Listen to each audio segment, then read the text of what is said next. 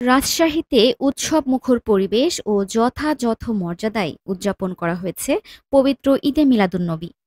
এই উপলক্ষে সকাল 11:15টায় রাজশাহী মহানগর গাউসিয়া কমিটির উদ্যোগে সিরইল কলোনি এলাকার থেকে বিশাল ধর্মীয় মিছিল বের করা হয়। ট্রাকবহরসহ মিছিলটি নগরীর প্রতিটি প্রধান সড়ক প্রদক্ষিণ করে। র্যালিতে কুরআন শরীফ তিলাওয়াত, সূরা পাঠ, হামদ নাত পাঠ করা হয়। পরে মিছিলটি সিরইল কলোনি এলাকায় গিয়ে শেষ হয়। এ সময় প্রিয় নবীর শানে দুরূদ পাঠ করে মোনাজাত অনুষ্ঠিত হয়। এতে দেশ জাতির উন্নতি ও অগ্রগতির কামনা করা হয়। মিছিলটি থেকে ধর্মভীরু মুসল্লিরা দেশের বিভিন্ন স্থানে মাজারে হামলার ঘটনার তীব্র নিন্দাসহ সুষ্ঠু তদন্ত করে দোষীদের বিরুদ্ধে ব্যবস্থা নেওয়ারও দাবি জানান।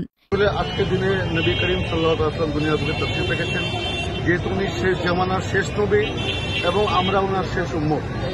তো যেহেতু আল্লাহর নির্দেশ যে তোমরা উত্তম কোনো নিয়ামত পাইলে তার শুকরিয়া জ্ঞাপন করো, তো নবীকে পেয়েছি আমরা, এটা আমাদের কাছে বড় একটা নিয়ামত। আল্লাহ তাআলা সর্বপ্রথম তার হাবিবকে নূর হিসেবে সৃষ্টি করছেন এবং তাকে ভালোবেসেছেন এবং তিনি দরুদ পাঠ করতে বলেছেন।